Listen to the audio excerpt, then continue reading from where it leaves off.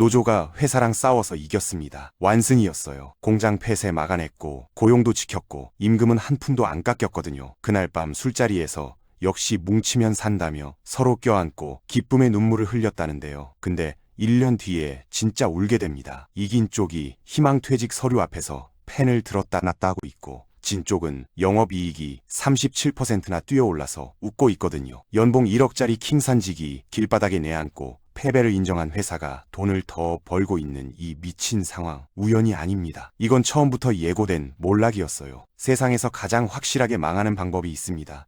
진짜 적은 바다 건너에서 쳐들어오고 있는데 그걸 무시하고 옆에 있는 아군 멱살을 잡는 거예요.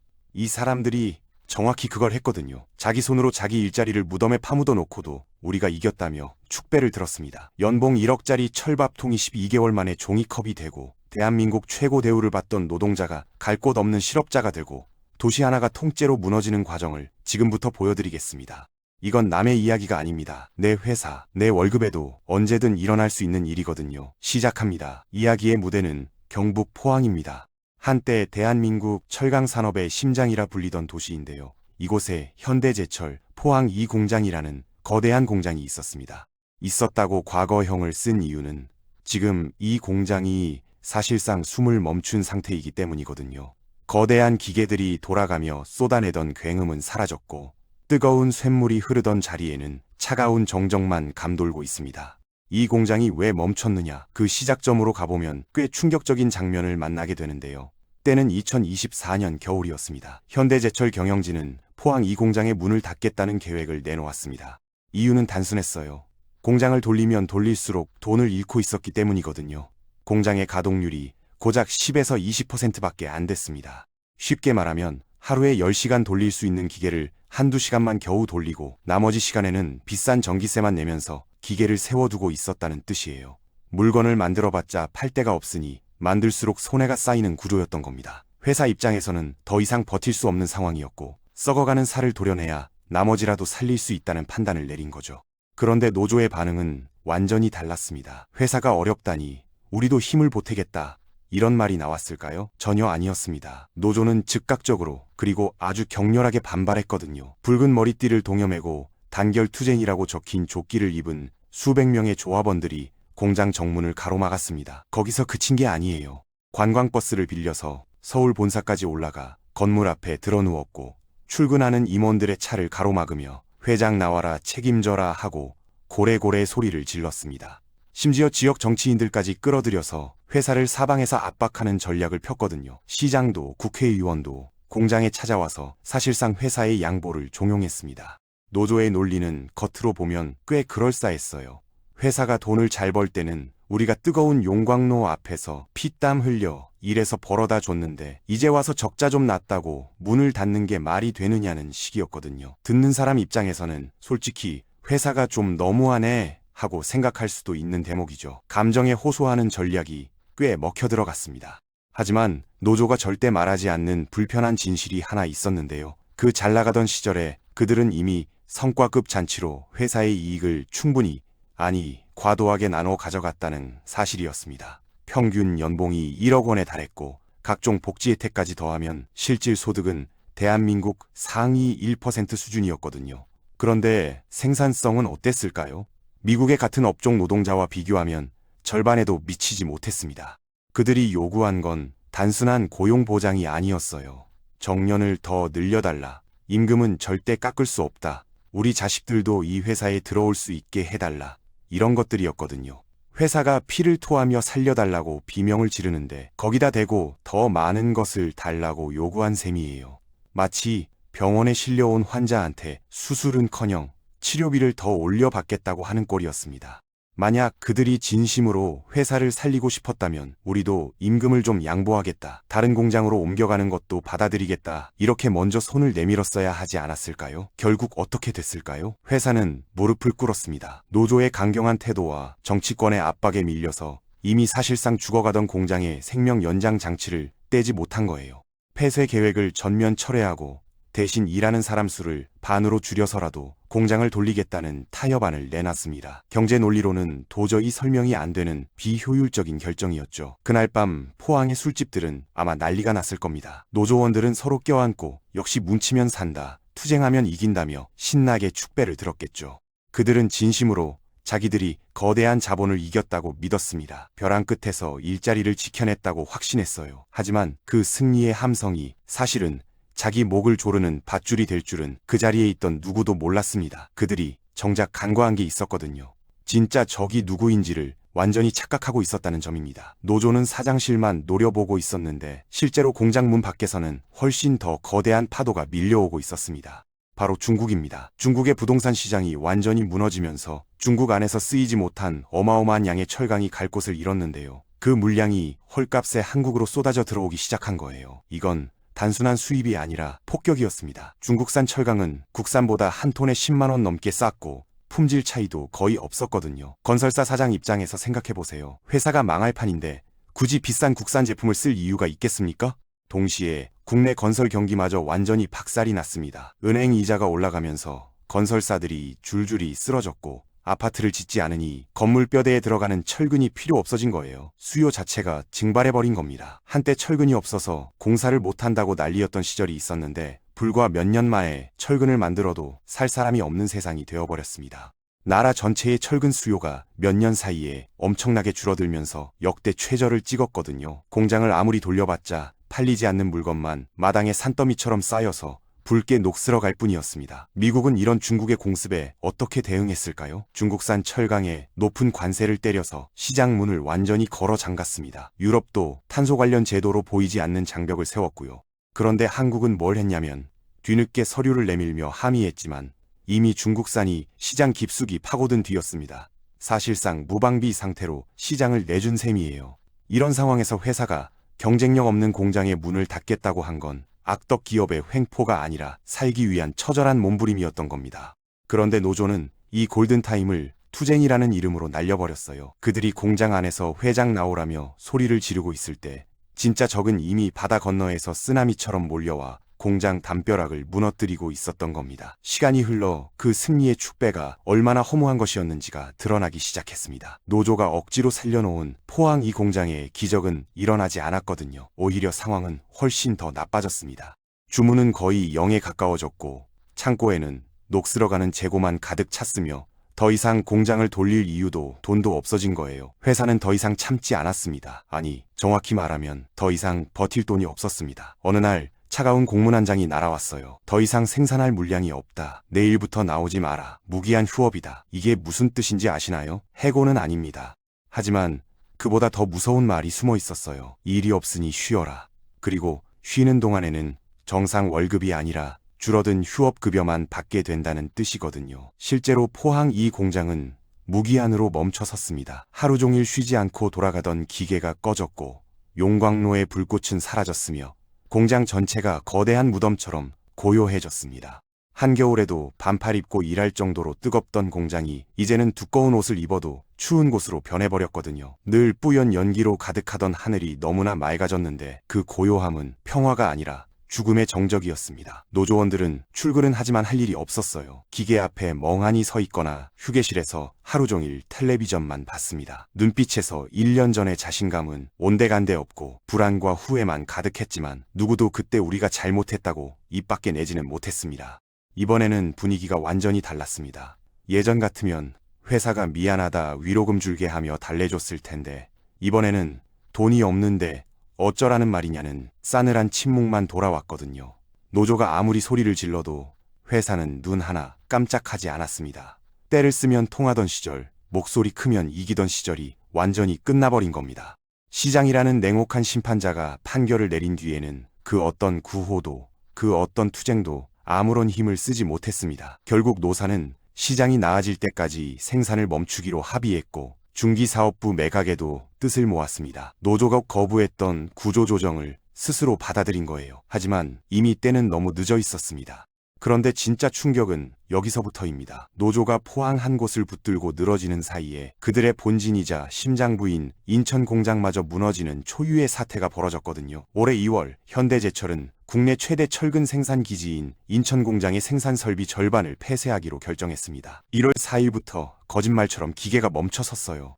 인천 공장 전체 철근 생산 능력의 절반이 하루아침에 사라진 겁니다. 나라 전체 철근 공급에 영향을 미칠 정도의 어마어마한 규모가 한순간에 고철 덩어리로 변해버린 거예요. 그곳에서 일하던 수백 명의 노동자들이 갑자기 할 일을 잃어버렸습니다. 노조가 포항에서 이건 거짓 폐쇄다, 회사의 음모다 하며 싸우고 있는 동안 회사는 조용히 그리고 확실하게 칼을 뽑아든 거죠. 단순한 감산이 아니라 고강도 구조조정이었습니다. 거기다 포항 헬 공장의 알짜 사업이었던 굴착기용 무한궤도를 만들던 중기사업부까지 매각이 결정됐어요. 국내에서 유일하게 이 제품을 만들던 곳이었고 거의 40년 가까이 된 역사적인 곳이었는데 회사는 가차 없었습니다. 돈이 안 되면 판다. 그 냉혹한 원칙 앞에 정이고 전통이고 아무 소용이 없었던 거예요. 결과적으로 노조가 고용 보장하라며 밥그릇 지키겠다고 밥상을 뒤엎어버린 꼴이 된 겁니다. 회사가 처음에 제안했을 때 알겠습니다. 우리도 좀 양보하겠습니다.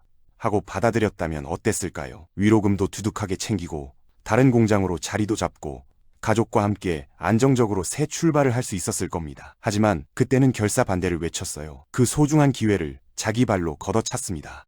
이제 와서 제발 대화 좀 하자고 회사 바짓가랑이를 잡고 매달리는 신세가 됐는데 상황은 이미 완전히 달라져 있었습니다. 포항 공장에서는 이미 기술직 직원들을 대상으로 대규모 희망퇴직이 진행됐습니다. 공장 인력의 상당수가 짐을 싸서 떠났어요. 노조가 그토록 막으려 했던 구조조정이 결국 찾아왔는데요.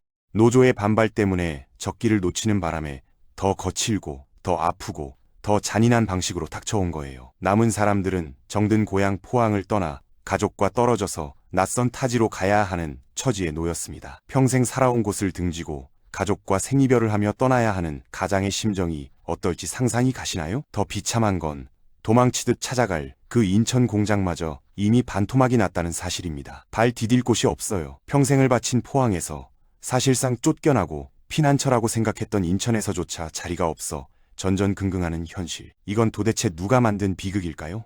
노조 내부에서도 균열이 생기기 시작했습니다. 그때 회사 말을 들을 걸 하고 후회하는 사람들이 나타났어요. 하지만 이미 되돌릴 수 없는 상황이 되어버린 겁니다. 한 노조원의 아내는 이런 말을 했다고 합니다.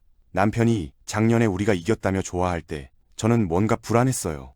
잘못된 것 같다는 느낌이 들었는데 남편한테 그런 말 하면 당신이 뭘 아냐고 하더라고요. 지금 그 남편은 다른 도시로 발령을 받았고 주말에만 겨우 가족을 만나는 주말 부부가 됐습니다. 피해가 여기서 끝났으면 좋겠지만 현실은 훨씬 더 잔혹합니다. 포항이라는 도시 자체가 흔들리고 있거든요. 인구가 줄어들며 심리적인 마지노선이 무너졌고 도시 전체가 마치 미국의 몰락한 공업지대인 러스트벨트처럼 황폐해질 위기에 처했습니다. 공장 주변 식당들이 하나둘 문을 닫았어요. 점심마다 줄을 서던 철강 식당에 하루에 손님 10명도 안 들어온다고 합니다. 원룸촌에는 빈방을 알리는 현수막만 펄럭이고 있고요. 노조가 자기들의 밥그릇을 지키겠다며 회사와 싸우는 동안 그 피해가 고스란히 아무 죄 없는 지역 소상공인들과 부품을 납품하던 작은 회사 직원들에게 전가된 거예요. 공장에 부품을 대던 작은 회사 10여 곳이 줄줄이 위기에 몰렸습니다. 거기서 일하던 수백 명의 직원들은 노조원도 아니고 투쟁에 참여하지도 않았어요. 하지만 가장 큰 피해를 본 건 오히려 이 사람들이었습니다. 노조가 지키려던 것은 자기들만의 특권이었는데 그 과정에서 무너진 건 도시 전체의 생태계였던 거죠. 인천도 마찬가지입니다. 현대제철 출퇴근 버스에 기대어 살던 분식집, 야간 교대 근무 때문에 새벽까지 불을 켜둬야 했던 가게들, 공장, 근처 원룸 건물주들, 이 사람들은 철강 가격이 오르든 내리든 중국산 물건이 뭔지 알 필요가 없었던 사람들이에요. 그저 공장이 돌아가니까 나도 먹고 산다는 단순한 이치로 버텨온 건데 공장이 멈추자 이 사람들의 삶도 같이 멈춰버린 겁니다. 인천 동구는 지금 정부의 산업위기지역으로 지정해달라고 긴급 요청을 넣은 상태예요. 그렇다면 현대제철이라는 회사 자체는 망했을까요? 아닙니다. 회사는 살아있어요. 오히려 전략을 바꿔서 미래를 준비하고 있습니다. 현대제철은 돈이 안 되는 국내 설비를 과감히 정리하는 대신 미국에 새로운 공장을 짓고 있거든요. 미국 루이지애나에 자동차용 철강을 만드는 거대한 공장을 세우고 있고 인도에도 이미 판매 거점을 만들어서 본격 가동에 들어갔습니다. 자본은 국경이 없다는 말이 있잖아요. 한국에서 강성 노조와 끝없는 힘겨루기를 하느니 차라리 더 효율적이고 더 돈이 되는 시장을 찾아 떠나는 걸 택한 거예요. 실제로 최근 현대제철의 실적을 보면 매출은 살짝 줄었지만 영업이익은 오히려 전년보다 크게 늘었습니다. 돈 안 되는 공장을 정리하고 원가를 줄이면서 오히려 수익이 좋아진 거예요. 회사는 죽지 않았습니다. 대신 한국의 나이 공장을 버리고 세계 시장으로 눈을 돌렸을 뿐이죠. 결국 텅 빈 공장에 덩그러니 남겨진 건 시대의 흐름을 읽지 못한 채 옛날 방식의 투쟁에만 매달렸던 갈 곳 없는 노조원들 뿐입니다. 여기서 한 가지 짚고 넘어가야 할 게 있습니다. 이건 단순히 노조가 나쁘다, 회사가 착하다는 이분법적인 이야기가 아니에요. 핵심은 노조가 싸워야 할 진짜 적을 끝까지 착각했다는 데 있습니다. 공장이 안 돌아가는 이유가 사장이 못됐어서가 아니라 중국에서 엄청나게 싼 물건이 쏟아져 들어오고 건설 경기가 바닥을 치면서 물건을 사줄 사람 자체가 사라졌기 때문이거든요. 이건 사장 멱살을 잡는다고 해결될 문제가 아니었습니다. 사장을 아무리 흔들어봤자 하늘에서 주문이 떨어지지는 않으니까요. 정부조차도 이제 철강 산업의 과잉 설비를 줄이는 게 불가피하다고 인정하고 구조조정을 돕겠다는 방침을 밝혔을 정도입니다. 나라에서 만들 수 있는 철근의 양은 1200만 톤이 넘는데 실제로 쓰이는 양은 700만 톤도 안 되는 상황이에요. 거의 절반 가까이가 남아도는 구조인 거죠. 노조가 외쳤던 구호를 돌이켜보면 임금 깎지 마라, 정년 늘려라, 자식 뽑아달라 이런 것들이었는데요. 이 구호들은 한국 경제가 빠르게 성장하고 중국이 지금처럼 강하지 않았던 옛날에는 통했을지 모릅니다. 하지만 지금은 세상이 완전히 달라졌어요. 전 세계가 하나의 시장으로 연결되어 있고 경쟁자는 눈앞에 있는 사장이 아니라 바다 건너 중국의 거대한 국영기업과 그 뒤에 있는 국가 전략이거든요. 이런 상황에서 사장한테 따지고 드는 걸 반복하면 결국 사장은 공장 문 닫고 다른 나라로 떠나면 그만이지만 노동자와 그 가족들 그리고 도시 전체는 어디로도 도망갈 수 없습니다. 집에 불이 났는데 불을 끌 생각은 안 하고 화재 경보기가 시끄럽다며 경보기만 부수고 있다가 결국 집이 통째로 타버린 꼴이 된 거예요. 만약 노조가 처음부터 중국산 철강에 대응하는 산업 정책을 요구하거나 전기 요금 구조를 바꿔달라거나 미래 먹거리가 될 새로운 사업에 투자해달라고 싸웠다면 어땠을까요? 같은 에너지를 엉뚱한 곳이 아니라 진짜 문제 해결에 쏟았다면 결과가 달라졌을 수도 있었을 겁니다. 실제로 노조 측에서도 수소나 2차 전지 같은 새로운 사업을 포항에 유치해달라는 요구를 뒤늦게 내놓기는 했는데 이미 공장 문이 닫힌 뒤에 나온 이야기라 설득력이 크게 떨어졌습니다. 이건 비단 현대제철만의 이야기가 아닙니다. 같은 인천에 있는 또 다른 철강회사 공장도 가동률이 반토막 나면서 몸살을 앓고 있거든요. 포항에 이어 인천까지 철강 하나 때문에 공장 2개가 아니라 도시 2개의 생명줄이 동시에 마르고 있는 겁니다. 포스코도 포항의 공장 일부를 폐쇄했고 국내 철강 산업 전체가 생존의 기로에 서 있습니다. 정부가 나서서 설비를 줄이고 특수 철강 같은 고급 제품 위주로 산업을 바꾸겠다는 계획까지 내놓을 정도로 사태가 심각합니다. 투자자들의 이야기도 빼놓을 수 없어요. 한때 현대제철은 절대 망하지 않는다는 믿음으로 주식을 샀던 사람들이 있었는데 주가는 곤두박질 쳤고 현대차가 로봇이나 자율주행 같은 새로운 분야로 주가가 오를 때도 현대제철은 꿈쩍도 안 했거든요. 노조가 파업하고 투쟁해서 얻어낸 건 결국 주주들의 손실이기도 했습니다. 회사가 흑자를 낼 때는 성과급을 더 달라고 압박하더니 적자가 나니까 고용을 보장하라며 또 압박하고 결국 황금알을 낳는 거위의 배를 갈라버린 셈이에요. 지금 이 순간 포항 2 공장의 기계는 멈춰 있습니다. 인천 공장의 전기로 쇳물을 녹이는 거대한 용광로는 차갑게 식어 있고요. 한때 대한민국 경제의 뼈대를 만들어주던 철강 산업의 심장이 시대의 변화를 읽지 못한 오만함 때문에 멈춰버렸습니다. 붉게 녹슬어가는 기계 덩어리와 굳게 잠긴 공장문 그리고 갈 곳 없는 노동자들, 이것이 투쟁으로 쟁취하겠다며 외쳤던 그 승리의 최종 결과물입니다. 기업이 망하면 노조도 없습니다. 너무나 당연한 이 진리를 그들은 귀족 노조라는 착각에 빠져서 까맣게 잊고 있었던 것 같아요. 시장은 자선단체가 아니거든요. 아무리 목소리를 높이고 도로에 드러누워봤자 팔리지 않는 물건을 억지로 만들게 하는 마법은 세상 어디에도 존재하지 않습니다. 중국이라는 거대한 파도가 밀려오는데 그 파도를 막을 방법을 찾아야 했지. 파도 경보를 울리는 사람의 멱살을 잡고 흔들어봤자 파도가 멈추지는 않는 법이니까요. 현대제철 사태가 우리에게 남기는 교훈은 섬뜩할 정도로 명확합니다. 세상은 변하고 있는데 나만 안 변하면 결국 도태된다는 것. 그리고 내 밥그릇만 지키겠다고 배에 구멍을 뚫으면 결국 배 전체가 가라앉는다는 것. 지금 포항에 멈춰선 녹슨 기계들. 인천에 싸늘하게 식어버린 전기로가 아직도 옛날 방식의 투쟁만 고집하는 모든 사람들에게 보내는 마지막 경고장이 아닐까 싶습니다. 여러분에게 하나 여쭤볼게요. 만약 여러분이 이 회사의 사장이라면 매일 엄청난 적자가 쌓이는 공장을 노조가 무서워서 계속 돌리시겠습니까? 아니면 회사를 살리기 위해 욕을 먹더라도 과감히 공장 문을 닫으시겠습니까? 여러분의 생각을 댓글로 남겨주세요. 솔직한 의견 하나하나가 아직도 꿈속에서 투쟁을 외치는 사람들에게 가장 따끔한 한마디가 될 겁니다. 오늘 영상이 유익하셨다면 구독과 좋아요 꼭 부탁드리고요. 다음 영상에서 또 뵙겠습니다.